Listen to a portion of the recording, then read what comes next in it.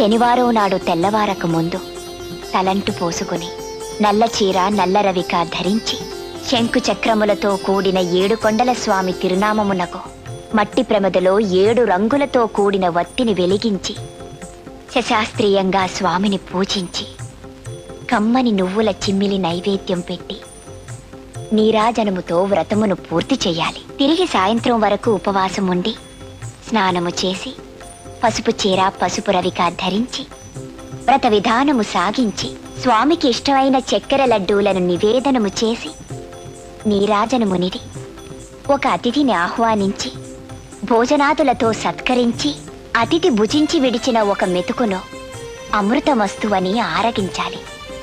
అప్పటికి ఆనాటి శనివార వ్రతం పూర్తవుతుంది.